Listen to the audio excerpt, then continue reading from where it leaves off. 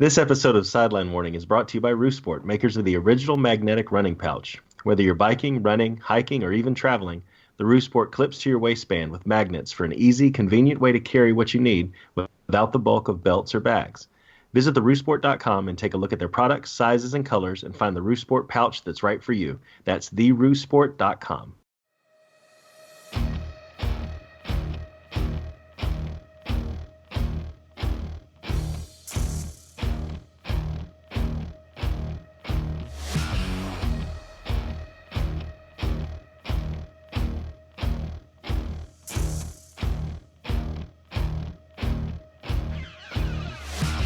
Ladies and gentlemen, this is Sideline Warning, the show where sports takes are sure to go way too far into the field. Here to recap this week's biggest and best sports stories are your hosts, Dave Adams, Ben Foster, and Adam Russell.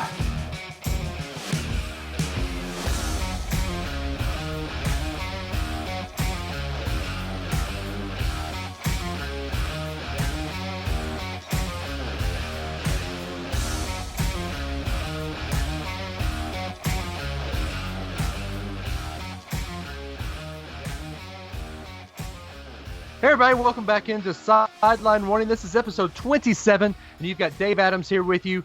As always, I'm your host with the most, the golden voice of Sideline Warning.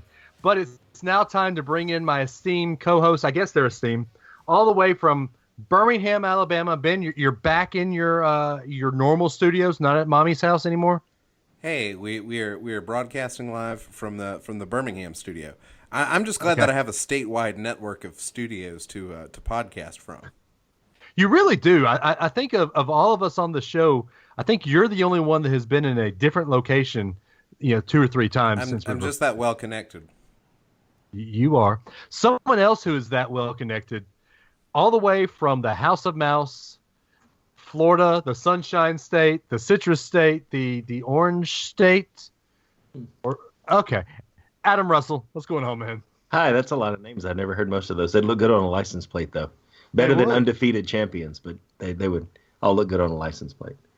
Yeah. Have you got your UCF undefeated national champions plate yet? No, I haven't gotten my target practice yet. But I haven't seen the Alabama design either. I'm still holding my breath as to whether or not that actually becomes a real thing. But I thought it had to be. If UCF it does, but it didn't give a timeline, so we'll see.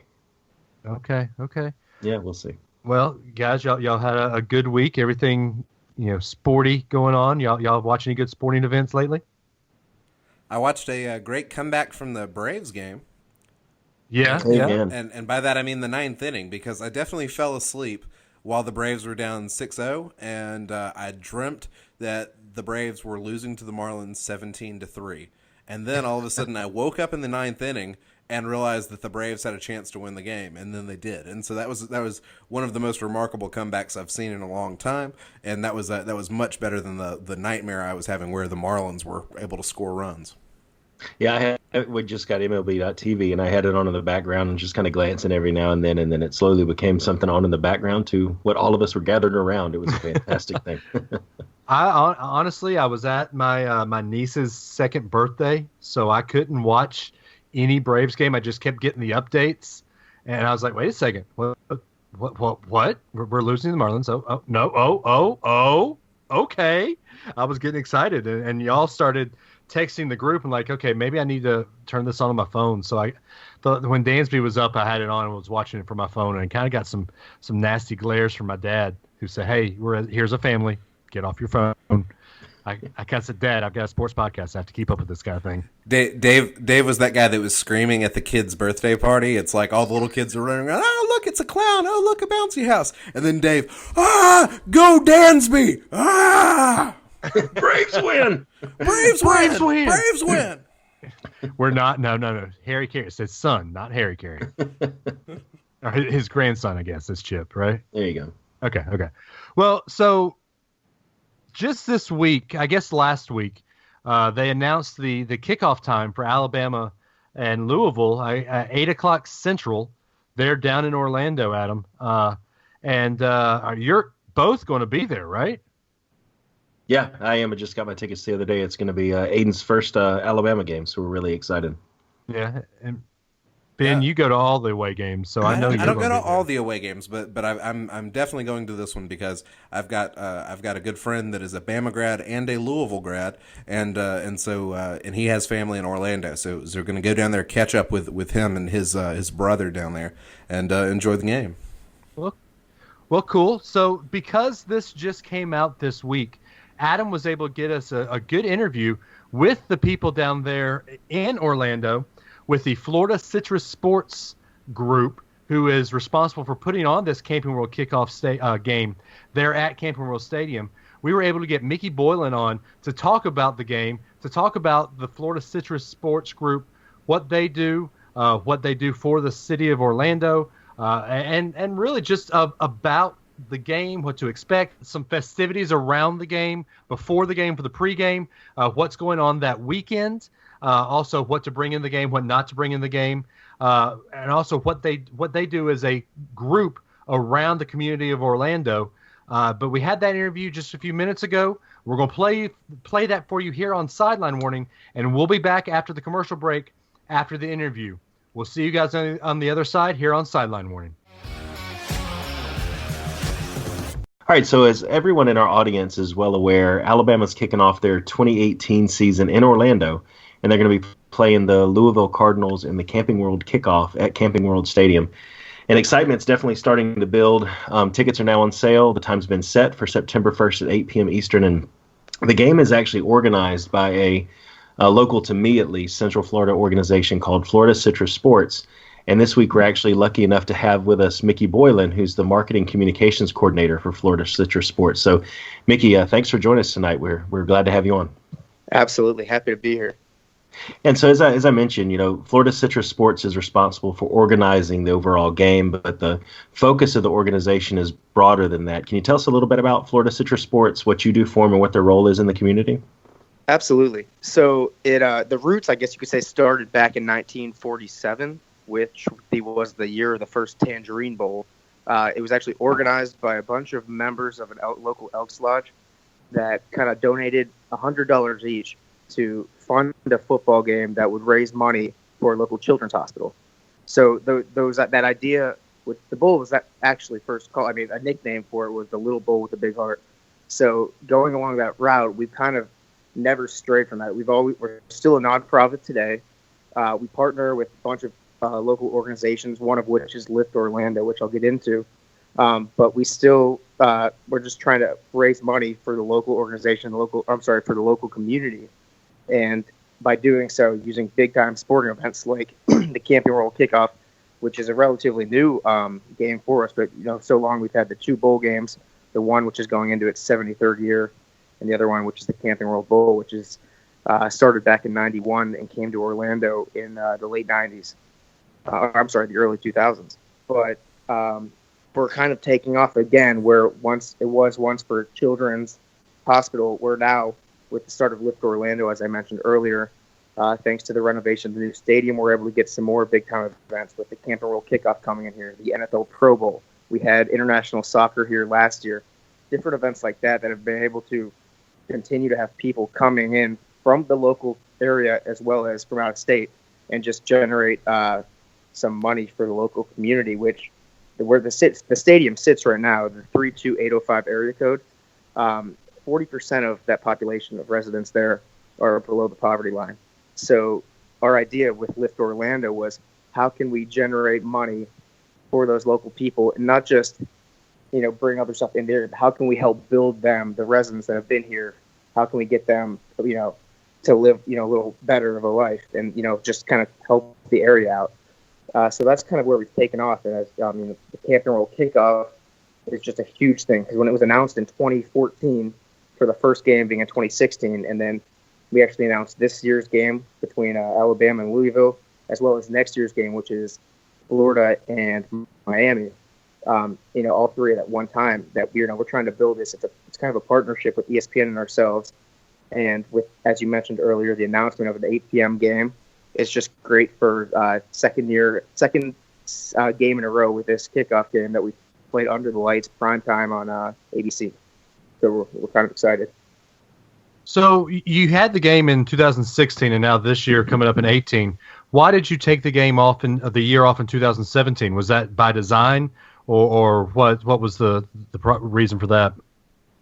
It was more so scheduling issues. Nowadays, you're scheduling games. I mean, you're seeing games 10 years down the road in advance. We're seeing some teams right now. I think a couple weeks ago we saw a couple switches where a game for someone in 2027 and 2026, which is so far down the line that we just weren't able to get something on that short of a time span. We kind of, I guess, lucked into getting that 2016 game and then lining this game up as well as next year's, but we just weren't able to find a schedule that fit with two programs that were able to come down here for that 2017 year. So it wasn't really by design.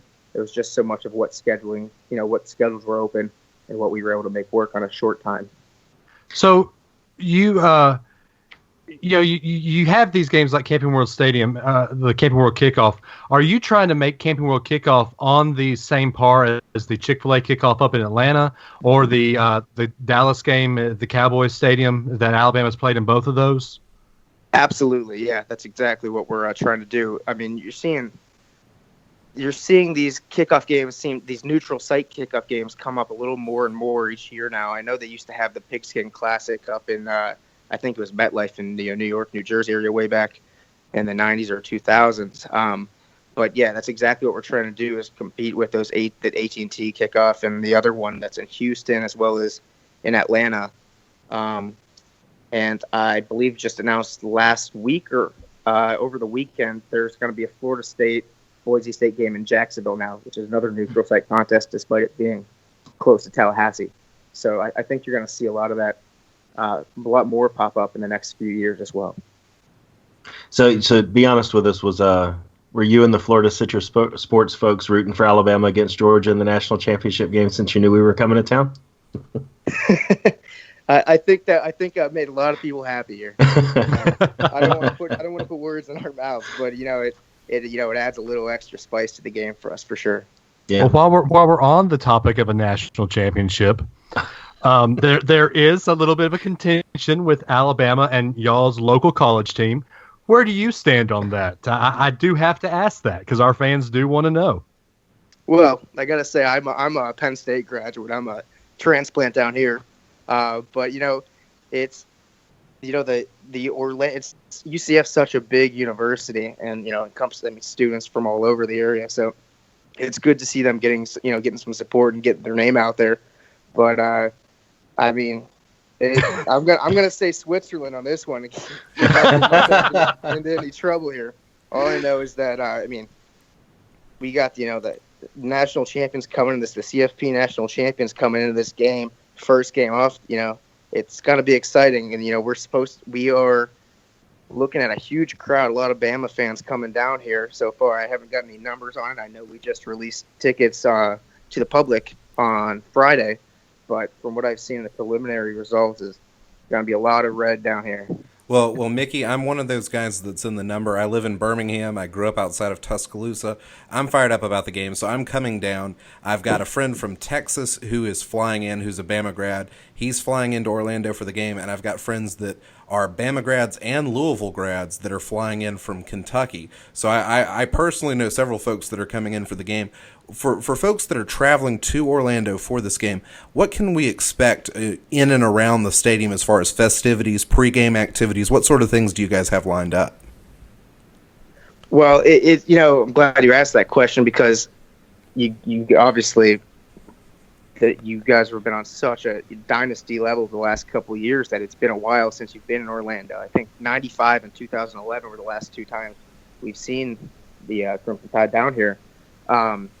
We've got the weekend on a Saturday night, so all day Saturday we're going to have a block party down on Church Street, which I'm not sure if you guys are familiar with that area. It's closer to where the basketball arena is, but there's a shuttle that takes you straight to the stadium from there, so we'll have that blocked off. All the bars will be open, outdoor, indoor, music, stage, all that kind of stuff. And then right outside the stadium on Tinker Field, which has a little bit of history of its own. It used to be a baseball stadium, Babe Ruth, Mickey Mantle, Lou Gehrig, all those guys played there. But it's now it's kind of our pregame festivity lot that's all blocked off, and they'll have you name it. Play zip lines for kids, bounce houses, Bud Light bars and tents, music stage out there, I believe. So that'll get you through the pregame into the stadium where they'll do some flyovers. They'll go all out. I mean, it was just announced last week that it's going to be an 8 p.m. game on ABC. So the atmosphere is going to be rocking. Lights are going to be on. People are going to be loud. I mean, Louisville has been here twice before in the last couple of years, but kicking off the season against the defending national champions, their fans are going to be hopping as well. It's just going to be exciting to see. With our bowl games, we have a 5:30 kickoff and a 1 p.m. kickoff. So any chance we get to go under the lights here, the atmosphere is always going to be rocking. Yeah, I was there in 2011 for Alabama, Michigan State, and the experience was good overall. I didn't run into any problems. But what have been some of the biggest changes you guys have seen with the renovations to the stadium, both positive or anything that might be negative? Yeah, well, I haven't been there in 2011. The stadium was kind of aging, and it was on its last leg. And the renovations, what they did was they completely took everything out except for the 2 upper level sidelines. Completely rebuilt everything. The end zones, the old stadium used to have kind of an open north end zone. Now you have a little plaza deck, which can actually have temporary seating put in to add an extra 5,000 people. They have suite levels have been all completely redone. New press box, new indoor club, outdoor club. I mean, it's got all the amenities that you'll see of all these new stadiums popping up. Now, it's not Jerry World that can see 110,000. All this luxury, but it's got anything you want from a premier stadium these days.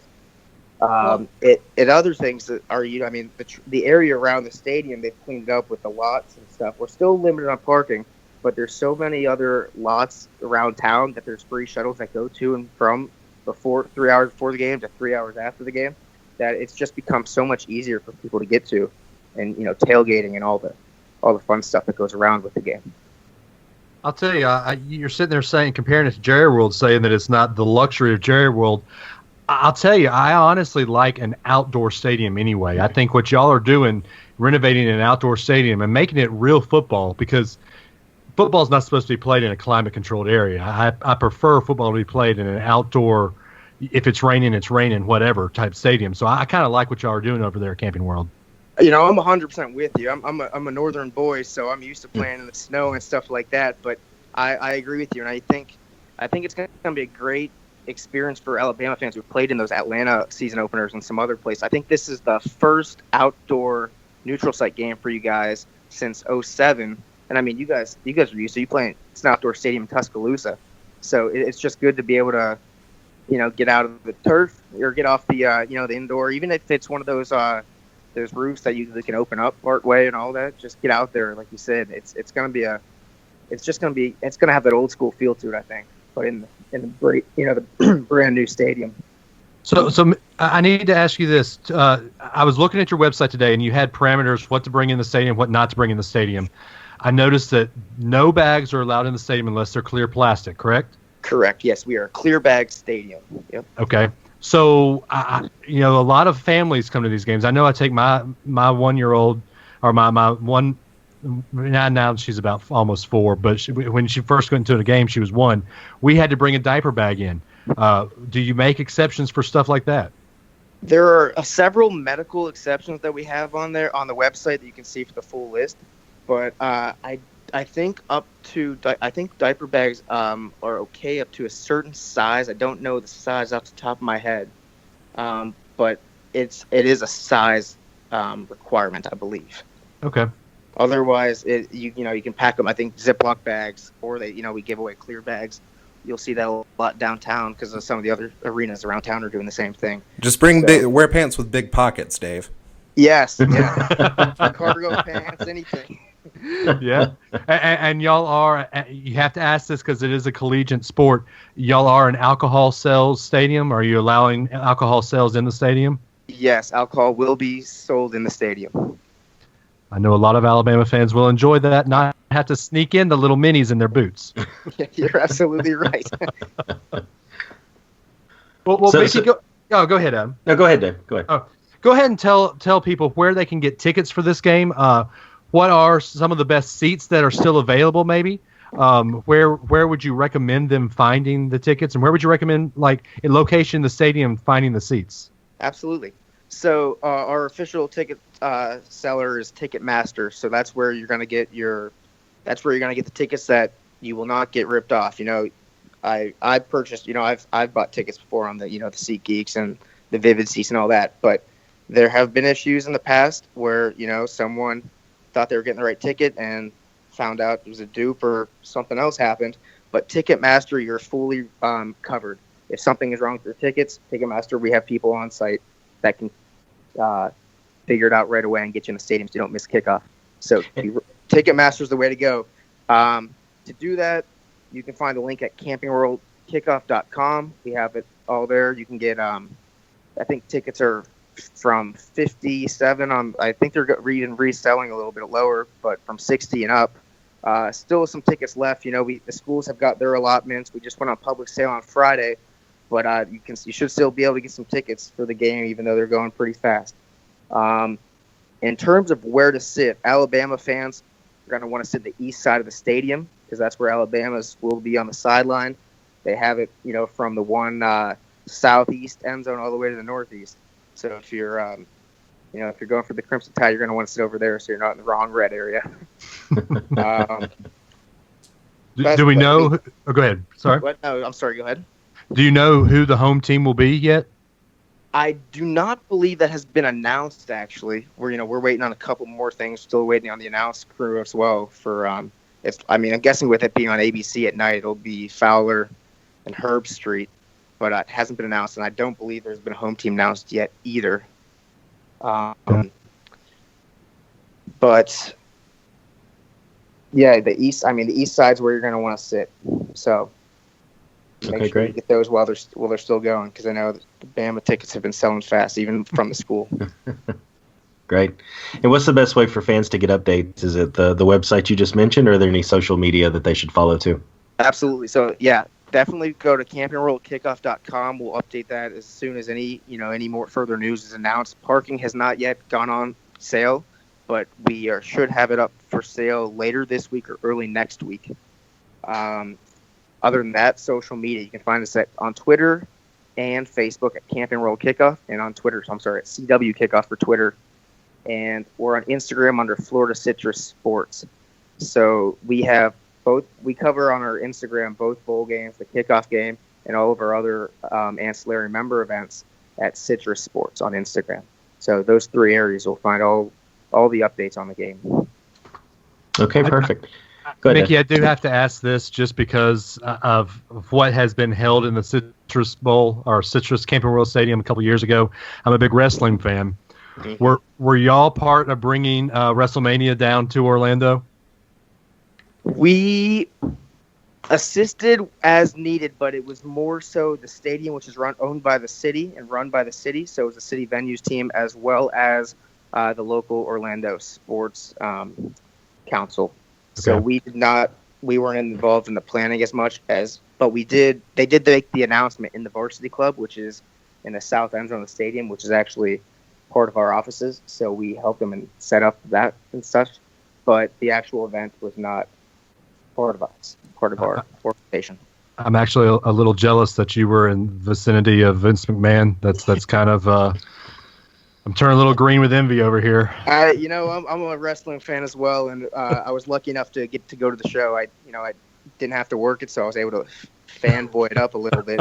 Nice. But they put on one heck of a show. Yes, they do. It's something to see, and I watched this year's in New Orleans, and it's just so. We were talking about going from an indoor arena to an outdoor, and I think the ramp went from the one plaza deck in the north end zone almost to the 50-yard line.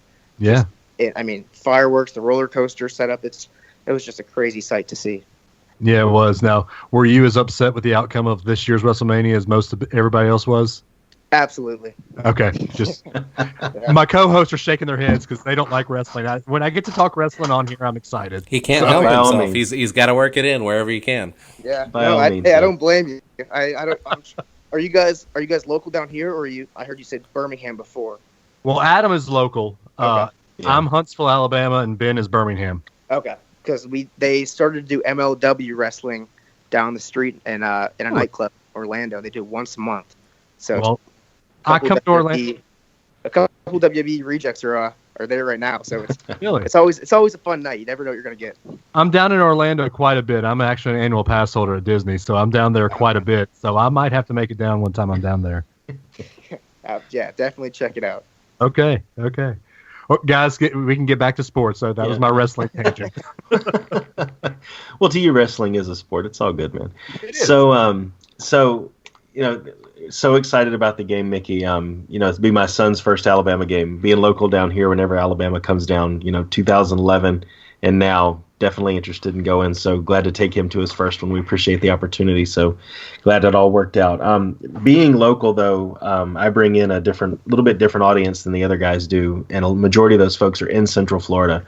So knowing that Florida Citrus Sports does a lot in the community, it would seem like there's a lot of opportunities to volunteer.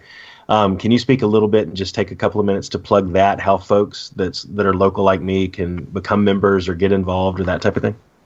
Absolutely. I mean, I'm glad you read my mind because, last year we've always had volunteers, especially on game days, but we really started to build our volunteer program last year. And having added so many, smaller events in terms of capacity of who shows up, because you're not going to get 70,000 people to, because we only have so many games. But we've started to go out in the community and get college students, families, people that just want to get involved and have a passion for sports, that want to do something in that capacity. That if you want to volunteer for us, we're happy to have it. And all you have to do is go on our website, floridacitrusports.com, and you'll see a little link at the top of the page on our main menu that says volunteer, and you can click that. It'll ask you to sign up, and you'll hear from someone on our staff probably within a day or two. And we have some events coming up. We have a member celebration event in June. We're looking at actually a college football kickoff pub crawl that's going to be downtown on one of the first Saturdays in August. It has not been announced yet, but it's all but certain right now for that week. We have, what else do we have? We have Feast on the 50, which I don't know if you've been to before. We kind of block off the field, invite people on there. We do tailgating. We have music. Half the field's blocked off for kids to run around and play catch. We have alumni tailgates there. And free food, free booze, everything. It's got everything you need, and it kind of kicks out. That's in October, so you're kind of almost at the midpoint of football season, and allows people to get out there on a Thursday night and just have some fun. So we have volunteers at that as well, and then obviously on the game days where you can be doing from their locker room and field, people up in the prep helping with scoreboard, advertisements, and so on. I mean, the opportunities are endless because there's so many different things that go into running a football game that, there's things you never even think about that one or two people need to do. And we like to get as many people in there to get a hand and see how that works, just so who knows where, internship opportunities. If you find something you like that, in a completely different field than you've ever been in, who knows what could happen. Okay, great. Well, we appreciate your time, Mickey. Everybody go out. Games at September 1st at 8 p.m. Head to Ticketmaster.com, like Mickey mentioned. Buy the tickets from there.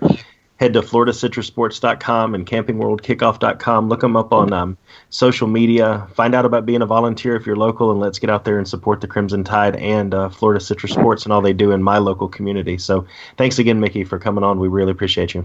Absolutely. If you don't mind, if I can make one more, I'd be remiss if I didn't include this, but we talked about what's going into this game, but you guys have 7 players from Florida on the roster, and then you have 4 more that are coming in as freshmen this year, including, I believe, ESPN's number 5 overall recruit this year, Patrick Surtain.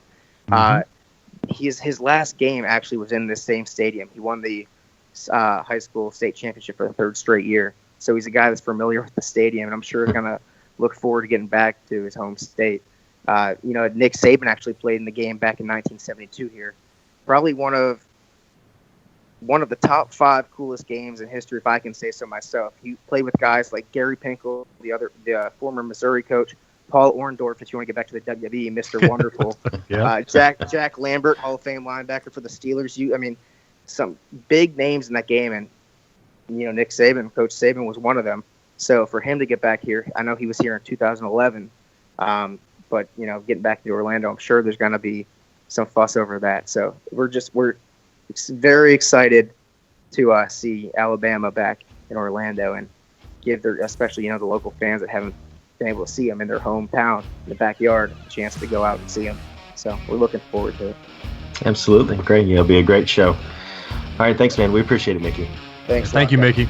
All right. Thanks. We'll be back in a second with Sideline Morning.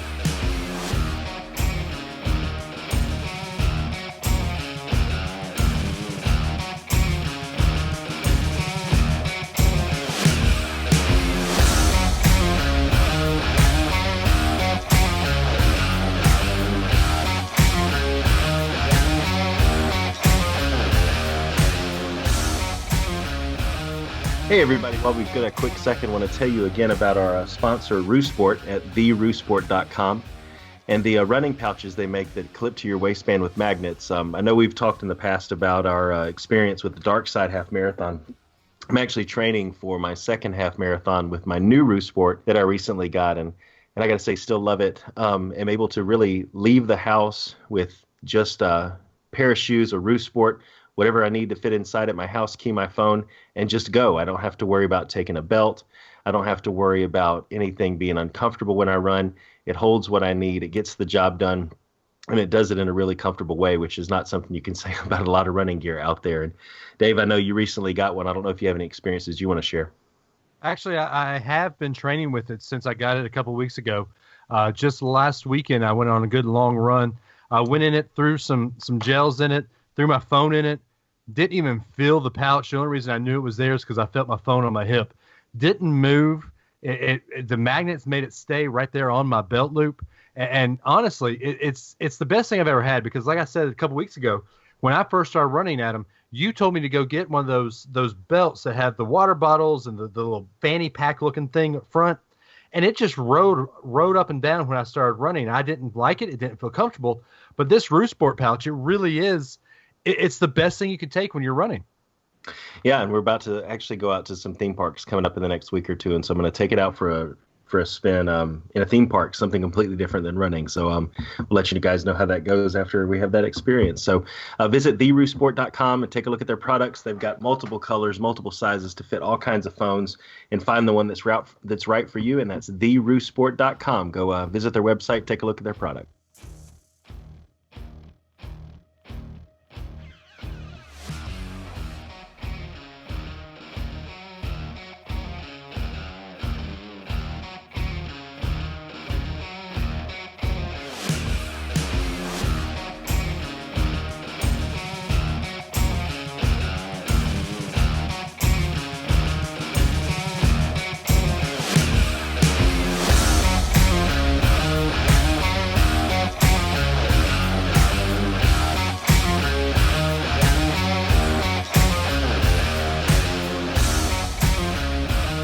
Back from the break, everybody. Hope you guys had that nice poke in the smile that we always talk about here on Sideline Warning.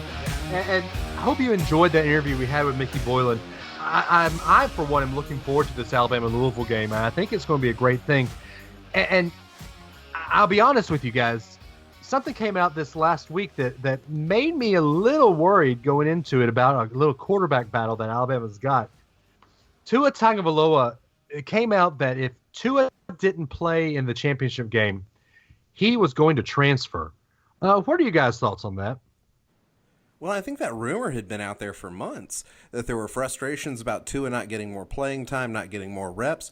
And so to hear him actually kind of come out and confirm that, it's not that surprising for me.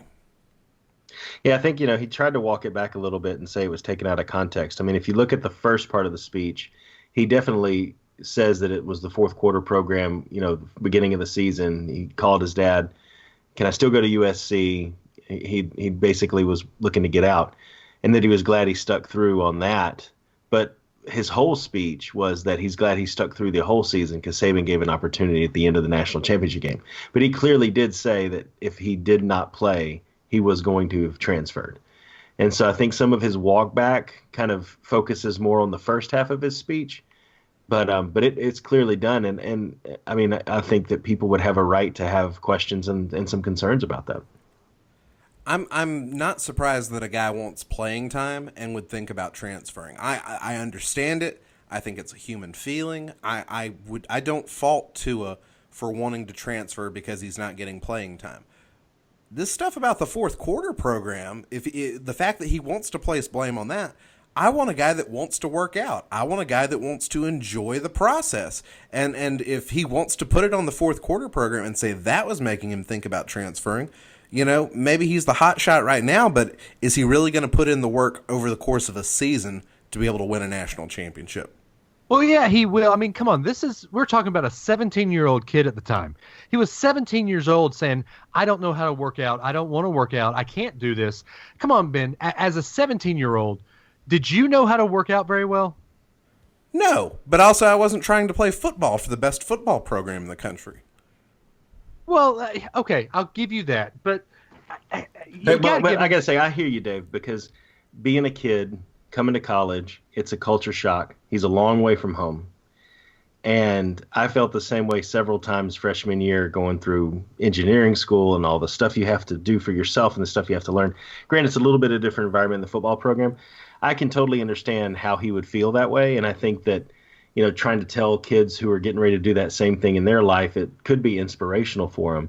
But those kids are not going to carry the weight of a multi-billion-dollar football program on their shoulders in the minute where it counts, And I think it's a little bit different when you look at the impact that he has on the university to say that kind of thing than it would be for a normal student.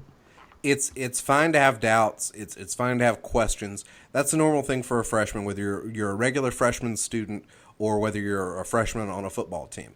Even, there were stories about Derrick Henry not getting the playing time he was hoping for and wanting to think about transferring, thinking he was a long way from home, just being away from Florida and that sort of thing. So I understand those feelings. My problem is not being down with the workouts. That's what it takes to build a champion.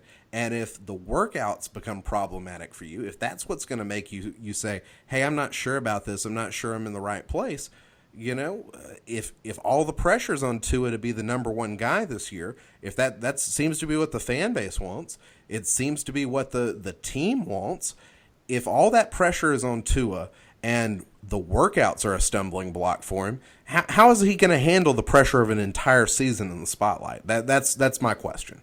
And I just think if a workout can be a problem, if that's too much for you and you don't want to work to get the job, maybe you don't need to be in the job. Okay, Ben, you mentioned something just there that I really want to expand on. You used the phrase "don't want to work."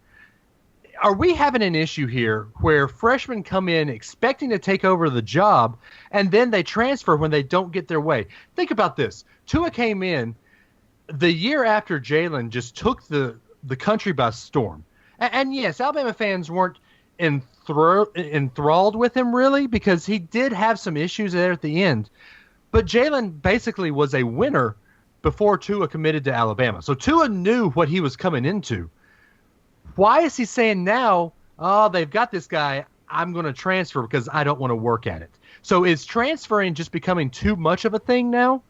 Yeah, I think it is. I think when guys want to get their way, and when they don't get their way and get exactly what they want right off the bat, they say, hey, I'll go transfer. And they use that as a bargaining chip.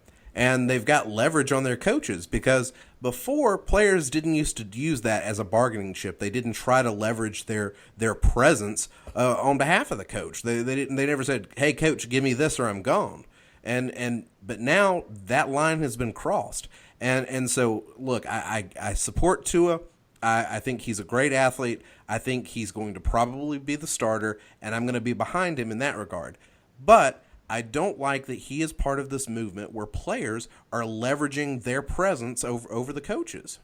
Well, and I'm really glad he's not, too. I mean, if you look at Barnett, Cornwell, Bateman, I mean, there's a list recently of guys that have done this, and nobody's panned out. They've all had that, and I think part of it is twofold. They hear in high school how great they are.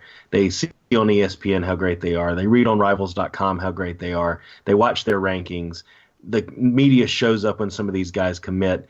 They get there, and they're told, you're going to have to earn your spot. And they're like, well, all these people have been telling me all this time how great I am.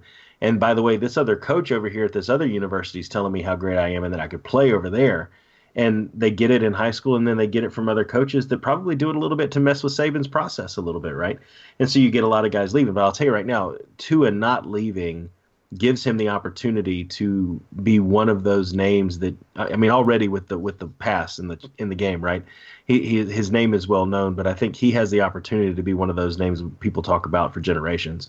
But if he had just left, he'd be another player that didn't pan out somewhere else, possibly. You know? Don't you want to put guys on the field that are competitors? I mean, isn't that what it is at the end of the day? It's a competition. And you want these guys to compete. And if they're not willing to compete for a job, if they fold when they have to compete for a job, if they cave in instead of competing for a position, how are they going to compete on the field? Well, especially when Saban's process. Yeah, sorry. Especially when Saban's process is not just about football players, it's about molding people for life, and that's life. I mean, once you get out of school, and let's say you went into the draft at 21, you know, for the next 60 years of your life, you're going to be fighting for everything that you have to do. Nobody's going to give it to you, and they have to learn that. Well, you play the way you practice, and if you're not practicing at your highest level, like if you want to be the best quarterback in the country, and you can't beat out the other guy, then you're not the best quarterback in the country. If you can't even be the best quarterback on your team. So you've got to be able to compete. And if that's something you shy away from, that's got to be hanging in the back of the coach's mind when they're thinking about whether or not they should put you on the field. Yeah, totally agree. We keep talking about this, but I keep thinking of Blake Barnett. Think about it. Blake Barnett was told, greatest quarterback ever. He's the number one quarterback in this year's recruiting class. So he comes into Alabama. Okay, fine. We give you a shot, Blake Barnett. You don't do great, so we put in another quarterback who is better than you. Okay, so you take your ball, you go home, you go to Arizona State. What happens at Arizona State? He doesn't even see the playing field. And then he decides, oh, well, I'm going to go to another school and go to South Florida, where maybe Charlie Strong will give him some playing time. And he probably will play at South Florida because, I'm sorry, they're small potatoes. But Blake Barnett has just proven to basically the world that he doesn't want to compete for a job. He just wants to go somewhere where he is handed the job. Now let me say this. Let's say, we're talking about the age of these guys. You're 17, 18 years old making decisions about your immediate life. You're 18 to 22-year-old playing quarterback or playing any football position. And let's say you say, all right, well, I'm probably not going to be the best quarterback in the country, but I do have good quarterback skills. I'm probably not a national championship caliber quarterback. I'm probably not a Heisman caliber quarterback, but I do have athletic skills that are valuable to somebody. If you're interested in getting an education, if you're interested in seeing the world, seeing the country, transferring makes a lot of sense. So, if you're not trying to compete, if that's not in your interests, but you want to learn in a lot of different spaces, you want to meet lots of different people, you want to stack up as many experiences as you can, you should do what Blake Barnett did, and you should transfer multiple times. You're going to be well-conditioned, you're going to be healthy, you're going to have plenty of exercise, you're going to have all of your school paid for. There are some advantages, but you're not a competitor. You're not going to win a national championship. But if you want something else besides a national championship, then it's not the end of the world to do that. But Alabama's not the place for you. Alabama wants competitors, and Alabama wants guys that are going to do it in practice and do it on the field and do it in the national championship game. So Blake Barnett wasn't the right fit, but I'm sure he's gotten some really good experiences. I'm sure if Tua went to USC, he would get some good experiences there. But he didn't. He's here. He's competing for the job. Well, and then you look at he's competing for the job. Yeah, I mean, you look at Blake Barnett. He went from the premier school to the school that lured him away, to a school that posts in social media when he committed to USF that he played. I put that in air quotes at both Alabama and Arizona State. That's like in this little infographic about him because they're trying to plus up. Look who we got, And he didn't prove anything in either of those places. So that's a very graceful, a very gracious answer, Ben. That he's gotten life experience out of this. So I like that. I'll take it. Maybe you want to be a coach, and so maybe you learned 3 or 4 different offensive systems. Greg McElroy kind of famously said, "Hey, I'm not that interested in being like a pro quarterback. I would actually love to get into coaching or maybe be a general manager." Instead, he's a TV guy, which is probably cushier than that. Better hours, but you're on TV all the time. So if you have aspirations to be in a football universe but not be a famous quarterback, then transferring makes sense. So maybe Blake Barnett, we turn around and he's a coach who's mastered 3 or 4 different offensive styles, and he becomes a premier offensive coordinator. Maybe that's in his future. Probably not, but you never know. Ben Foster brings to the floor the motion that Blake Barnett's not a spoiled brat, but instead he's trying to get life experiences. Do I have a second? The motion fails. I'm not trying to defend Blake Barnett. I'm just trying to be the devil's advocate for when transferring in general might be a good idea. It's not always going to be a good idea, but sometimes it could be. Well, I'm glad you bring that up because Brandon Kennedy is one that sticks out to me now. He's a lineman for the Tide that has put out there the way that he's saying it, that he wants to transfer to go after his graduate degree is how he's selling it. And the Tide's trying to block it because he's looking at going to schools like Auburn or Tennessee, and he's graduated. He's got 2 years of eligibility left. And it really does feel like the way he's telling the story that he feels like he would get a better graduate education in one of the schools he's trying to go to. So is this one of those scenarios where it actually would be good for the player if he was allowed to transfer, but we're looking at it more from a competitive standpoint of we're blocking it and we should let him go? I don't think so. I like that Alabama's blocking these because I think that if you want to see a guy go to your rival school, why would you do that? Why would you want a guy that you've recruited, that you've taught to play, that knows your system, and then go to a rival school? Why would you want that to happen? But if he's already graduated, and he says, I want to go here to get my graduate degree, and you say that the process and the system is about developing people at the end of the day and not only players, wouldn't we in some cases want to do the best thing, even if it means it's not the best thing in a competitive setting? Because let's be honest, if he goes to Tennessee, he's not going to be the one player that completely changes Tennessee into a SEC East champion next year. Okay, I'm trying to take my fan hat off and put my rational thinking hat on here, because rationally, Adam, you are right. We're molding kids. They're playing a college sport to go to college to get an education, supposedly, unless you ask Cordell Jones, we're not here to quote-unquote play school. But as a fan, as somebody who thinks about the sport and not about the actual going to school, I don't want a kid that Alabama has taught, that Alabama has shown the ropes of football, to go to Alabama or Auburn to help show the Alabama way to these other schools. I know one player doesn't make a team. So you think.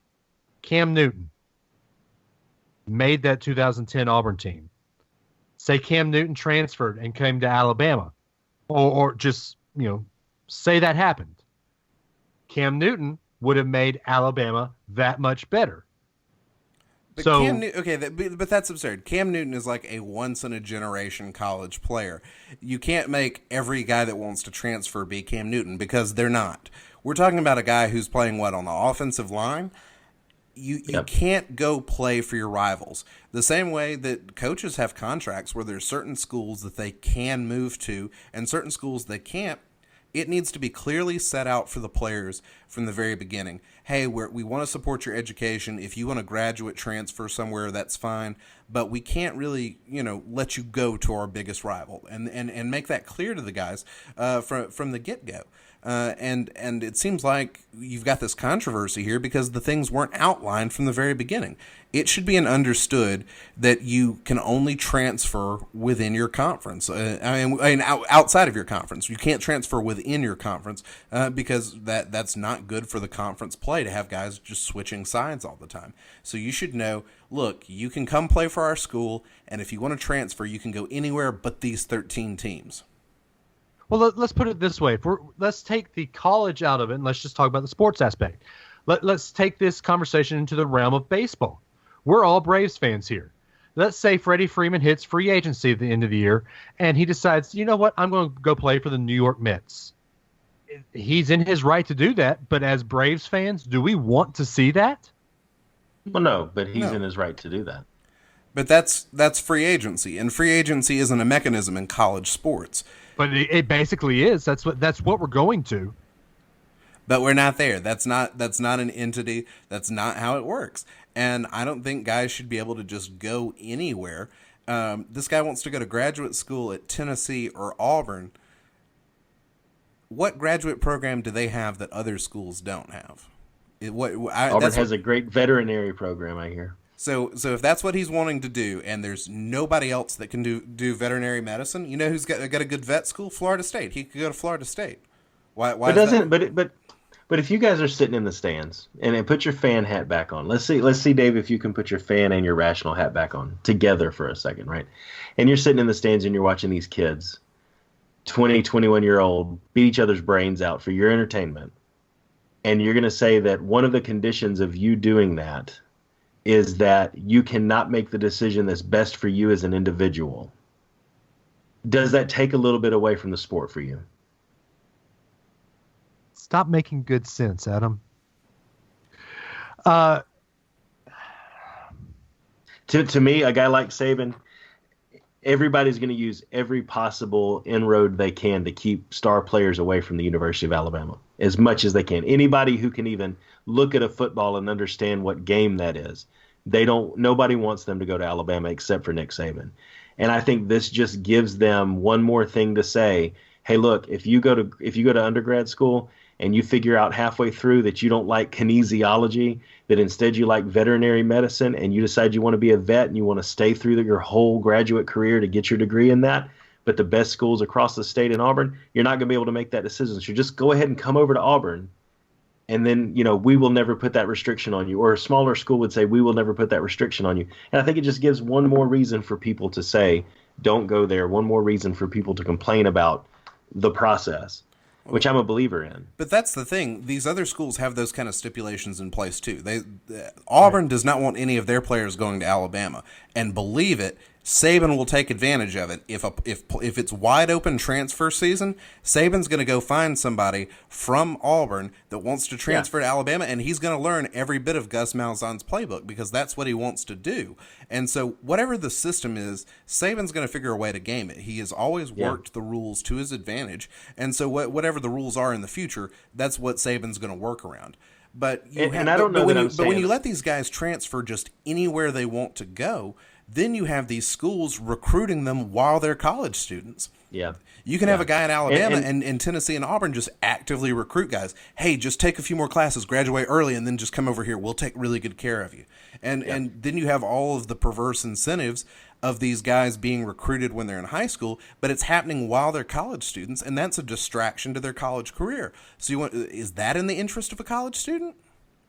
No, I agree. I don't think open transfer season is the right solution to what I'm concerned about. But I do think that once you hit that graduate milestone, if there is something that's better for you and you're going to actually go after a graduate degree, which means you're building a career, there needs to be some kind of stipulation where a appeal cannot be blocked just for the sake of doing it. Like there needs to be some type of, I think, a different process in place where you could go and make a case and say, I'm trying to build a life, not just make one university more money than the other at the end of the day. So here's the thing. You want to build a life? Great, cool.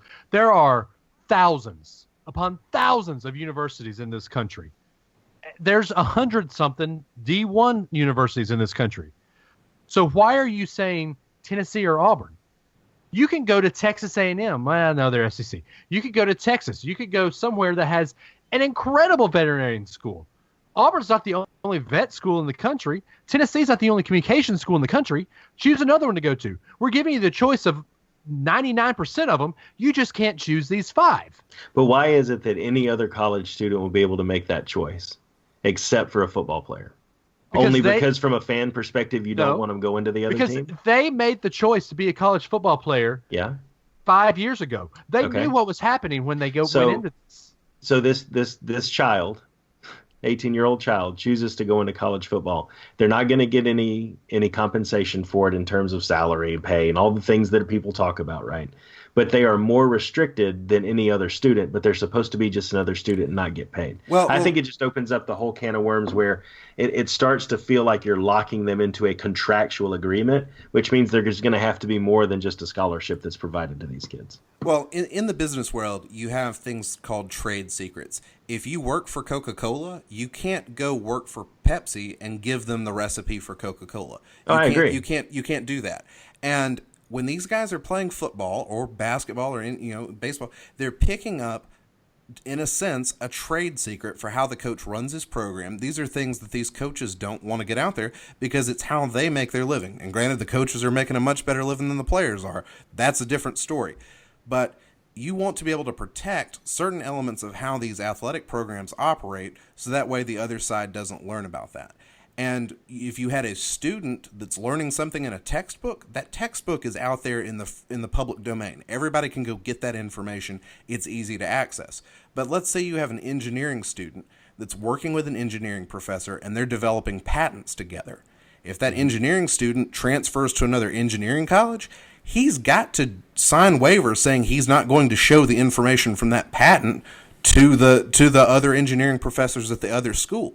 So there's certain information, even in an academic realm, that you have to keep secret and you can't share.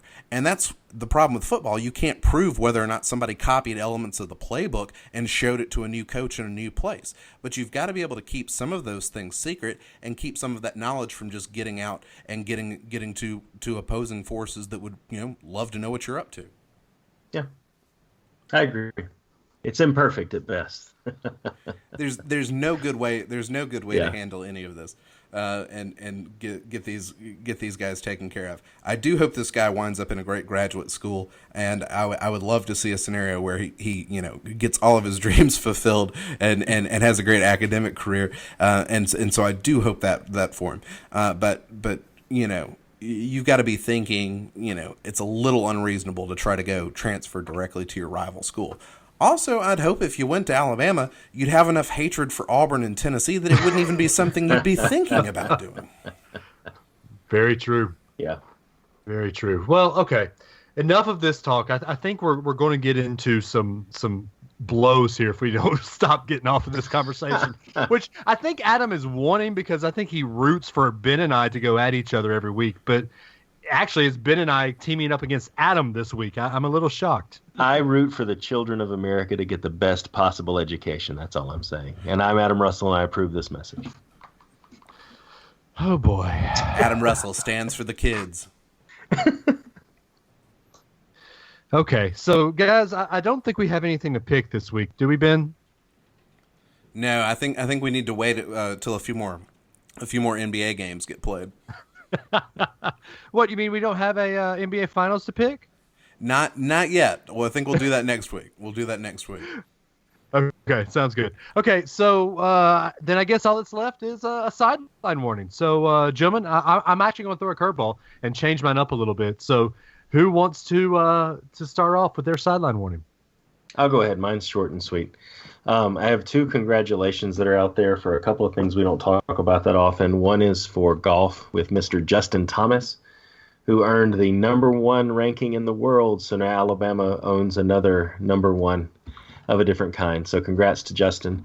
The other one is in hockey. The local folks down here, the Tampa Bay Lightning, have made it pretty far so far in the playoffs. And at the time of recording, it is in the third period, and the Caps are up 2-0. So it looks like there might be a Game 7. So go Lightning in Game 7. I want to take my son to a Stanley Cup Finals game. So they've got to pull this one out so that I can do that this year. But congrats to Justin. Congrats to Tampa Bay for going this far. Golf and hockey, two things don't often come up, so I want to give them a shout out really quick.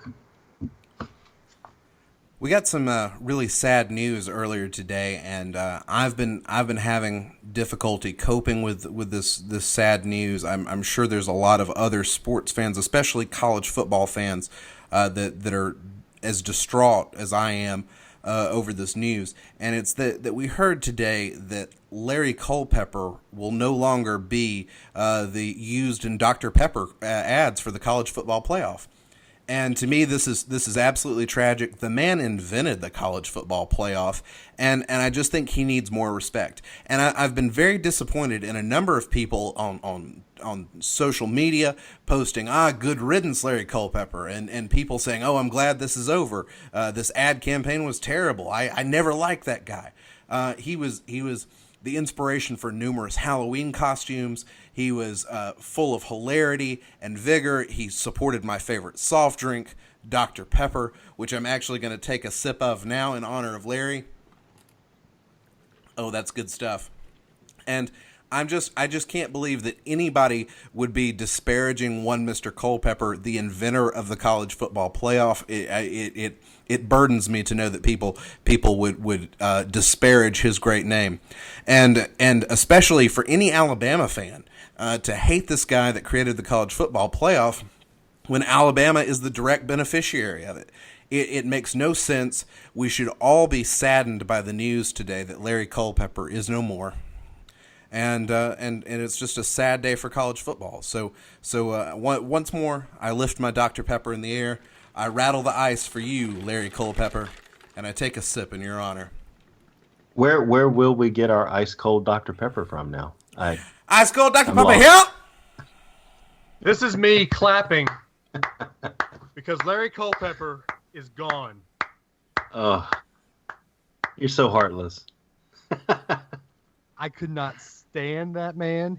I muted the TV every time he came on. He invented the college football playoff. You should be thanking your lucky stars for Larry Culpepper. You watched CBS football with Gary Danielson and you muted the Dr. Pepper commercial? I had to put up with Gary Danielson and Vern. I had to. You know who else hates Larry Culpepper in the college football playoff? Auburn fans, and that's what you are, Dave. More and more proof. It's just more proof that Dave's an Auburn fan, and he's just secretly been masquerading as an Alabama fan. He hates the college football playoff, folks. He hates Larry Culpepper. Dave Adams says War Eagle. I don't even own anything orange. And I wish I could post the video of this Skype call, because right now Ben Foster is wearing an orange Columbia shirt. Not true. Erroneous. It is salmon, which is a shade of red. Wrong. I am taking a picture of my Skype right now. It is very much salmon, just like the fish, which is a red fishy meat. My Skype is. We have had a picture of Skype made. Red fishy meat. It is a red fishy meat. It is a red fishy meat. Dave, do you have a sideline warning, or are you just here to critique fashion and hate on Larry Culpepper? Okay, here's my sideline warning. Like so an Auburn fan would. First off, we have to. We can't go this podcast and not say rest in peace, Mike Slive. Very true. Speaking of the man who created the college football playoffs, Mike Slive was very instrumental in creating the college football playoffs. He just recently passed away with complications in his health. I don't exactly know what it was, and I didn't realize that he was so far down in his health. But Mike Slive, thank you for the memories of and creating the SEC for what it is, bringing the SEC to the level that it is at right now. The SEC would not be what it is without you at its helm. So thank you, Mike Slive. But my real sideline warning. So we didn't really get into this in February, but in February it was found out that Reuben Foster was arrested for domestic abuse. He supposedly, allegedly, hit his girlfriend, threw his girlfriend's dog across the room, broke her cell phone, blah, blah, blah, blah, blah, yada, yada, yada. The entire media ran with it and created Reuben Foster out to be this incredibly horrible man that ran roughshod over the rest of the world when he left Alabama and under Nick Saban's control. And the whole narrative was, well, when players leave Nick Saban's program, they just go off in the world. They don't know what they're doing. Nick Saban doesn't help create them into good human beings. He just creates good football robots. Well, let's roll that back a little bit, because Friday, the woman in question who supposedly was beaten took the stand in this domestic dispute case. And she has now said that she made the whole thing up. that she was mad because Reuben Foster broke up with her. So my sideline warning is twofold. One, to the media, which we are part of. I guess we could say podcasting, we're part of the media. Let's look into the facts before we judge somebody's character. You're only hearing one side of the story. So let's decide. Let's hear two sides before we throw somebody under the bus. But second, to this young woman who decides she wanted to defame Reuben Foster's name just because she was broken up with, I'm going to put you in the same category as Blake Barnett, who couldn't get his way because he didn't want to sit on the bench and he had to transfer, and he's a little crybaby because he had to have his way and have his job handed to him. You're a little crybaby because you didn't get your way because Reuben Foster broke up with you and you couldn't get your millions. I'm sorry, you had to go out and get a job. So there you go. My sideline warning to the media: don't judge too quick, and to this young woman, get a job. Stop complaining because somebody broke up with you, a multimillionaire. Ben, you look like you have something you wanted to say. Well, I just be smarter to all the football players out there. Be smarter, and you'll be judged by the company you keep. So be smarter in who you choose to associate with. Yeah, because it also came out on the stand that she had done this to another boyfriend right before Reuben Foster. So Reuben, my other sideline warning is to you: judge your girls a little bit better, man. We don't know all the ins and outs of what happened and who was where and when they were, where they were, and those sort of things. So just to me, the much broader theme is be smart in the company you keep. All the more reason not to transfer to Auburn or Tennessee. There you go. There you go. So there you go. There you have our sideline warning, episode 27. You heard our interview with Mickey Boylan talking about the Florida Citrus Sports Camping World Kickoff game, Alabama versus Louisville, September 1st at 8 p.m.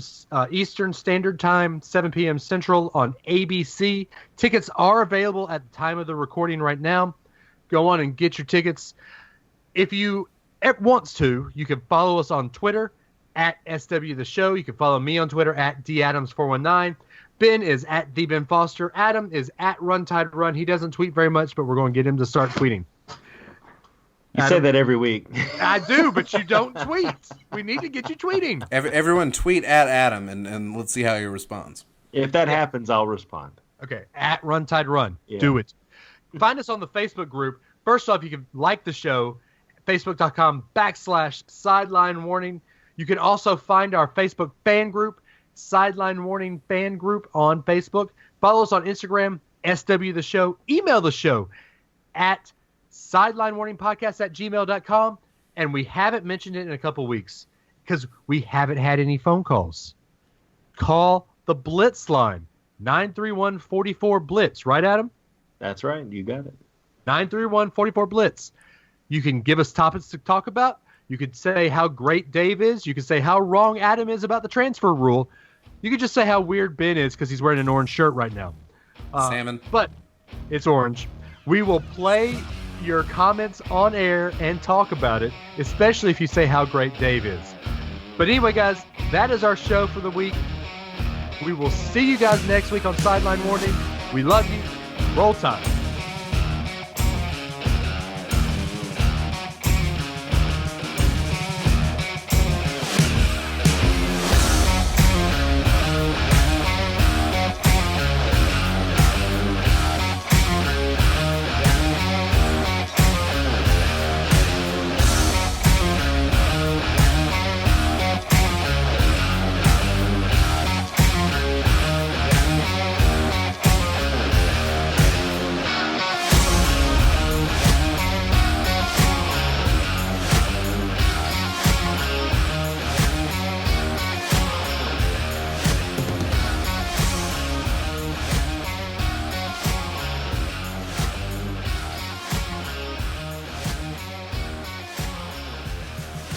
Quote of the day: red meaty fish. Red meaty fish. Red meaty fish. Oh wow.